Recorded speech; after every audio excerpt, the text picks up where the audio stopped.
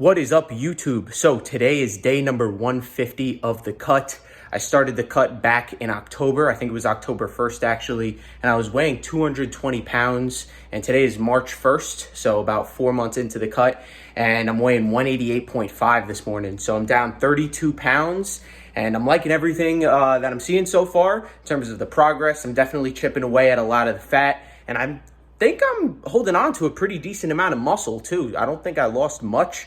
Knock on wood, that stays the same. Just got to keep putting the foot on the gas. You know, you can't let off. In terms of bodybuilding, you have to just give it your all every single day. I'm going to keep you all in the loop with how everything's going in terms of the weight and the process of the cut. But so far, everything's been really smooth this entire time. Really not struggling too much with the food. You know, 2,400 calories a day has honestly been a beauty for me. I feel like that's a perfect amount for me to lose the weight comfortably, not too fast. And just about 20 minutes of cardio every other day has been working out great. I'm probably going to bump up the cardio a little bit. And with doing so, I might bump up the calories just a smidge too. I don't want to start to lose too much weight. But I'll obviously keep you all in the loop for that in the future. But right now, 2,400 calories a day with cardio every other day has been working out pretty darn good.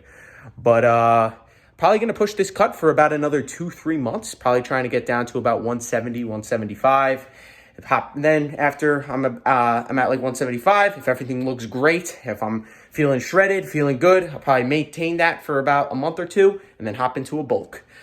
This will be the first bulk I will be doing that will not turn dirty. I feel like a lot of the bulks I've done in the past have started off clean and then they just went all downhill and everything just got dirty from that. Not saying that it was a successful bulk, those previous ones, but this one will definitely be on the cleaner side. But without anything else to be said, today is an arm day and I could not be more excited. I freaking love training arms, and I'm heading over to Planet Fitness to go train soon. So I'm going to show you all the pre-workout stack and then we're going to head over. All right, so for pre-workout today, I'm going to be using the EvoGen EVP Extreme. This is a pretty solid pre-workout. EvoGen is a great brand. Definitely more on the bodybuilding side of supplements. It's got a lot of pump in there, decent amount of caffeine, a little bit of creatine. Definitely a pretty good pre-workout, definitely high stim if you double scoop it. But for me, trying to ease up on the caffeine, I don't want to get too dependent on it. So I'm just going to do about 1.5 scoops of the EvoGen pre-workout, as well as a little extra L-citrulline just to advance that pump. If you don't know, L-citrulline is a phenomenal pump ingredient or pump supplement. So you can definitely buy just raw L-citrulline to add into the pre-workout.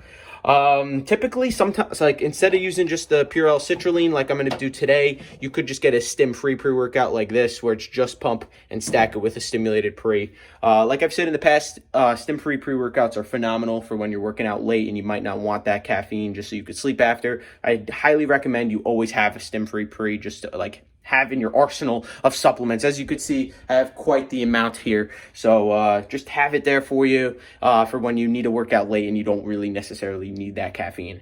So that's it for the pre-workout. For an intro workout today, I'm going to be using some EAAs from the Raw brand. This is a great brand. You could pick this supplement up actually at Walmart.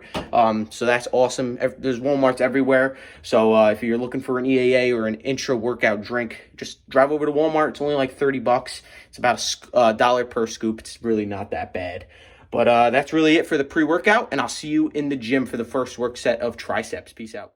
All right, what is going on, everybody? So I'm starting off my arm workout with some straight bar tricep extensions right here. Warming up on this, I was definitely feeling a bit stronger than the past weeks, and which is kind of surprising, being that I'm on a cut. I didn't think my strength would have actually went up throughout the weeks, but it did today, and I definitely took advantage of it. I believe I have the full rack loaded onto the pin right here, and I did a set of 8 reps right here. Now, 8 reps is a little under the amount of volume that I typically want for a set, so I'm doing a bit of a drop set here so I could just push up the amount of volume for the set a little bit more. Typically on tricep extensions, I don't like to go within the 8 to 10 rep range. I really like to stick to that 12 to 15 rep range. I just think for me it maximizes the pump, and I've seen a lot more growth with that rep scheme. But after that top set, I dropped the weight a little bit. This is the second work set here. And I'm doing, being that I dropped the weight a little bit, I was able to get a bit more volume. But as you could see, once I don't get that full extension on the muscle, I am doing a bit of partial reps just to push even more past failure. You know, getting a spot from somebody else or self-spotting, as you'll see me do later on in the workout, and even doing partials are great ways to push past failure. You know, muscle growth is an adaptation to a stress. So if you're giving your muscle the same stress week after week, it's never going to get better. So you have to keep putting it under more and more stress for it to see, for you to see growth and for you to see progression in the gym. But after those straight bar extensions, that was definitely more of a compound movement for triceps today. I definitely went a little heavier than usual. I'm moving more into more of a slow and controlled light movement now. Just some single arm tricep extensions. And as you could see, like I mentioned earlier, I'm doing a bit of a self-spotting technique now to go past failure. Being that I'm only using one arm to do the movement, I'm able to use the other arm to just get that full extension at the bottom. I think partials are a great way to push past failure, but if you can self-spot yourself to get the full rep out, that's even more beneficial. That way you can get that full extension on the muscle. But after those single arm extensions, I'm moving over into some machine dips right now. And today I decided to put the seat a little bit higher up than I normally do. That way I don't get as much of a chest activation. I feel like when the seat's lower to the ground, I get more chest flexion when I'm at the bottom, and I'm able to use my chest more than my triceps. So I decided to just put the seat up to not bring the weight down, up as much, and to really just put more emphasis on my triceps. I'm sorry if that sounds confusing. If it does, I can definitely just drop a comment down below and I'll definitely retype it in a better way. But after those dips, I actually did a bit of easy bar skull crushers, but I unfortunately wasn't able to get a clip of that. There was just a lot of people around and I didn't want to disrespect anybody's privacy. But after the easy bar skull crushers, I went over into preacher curls, where I did 5 sets of preacher curls just to really, really isolate my biceps and get them nice and pumped before going into more of a heavy compound movement for biceps, as you'll see me do right here, which are my dumbbell curls.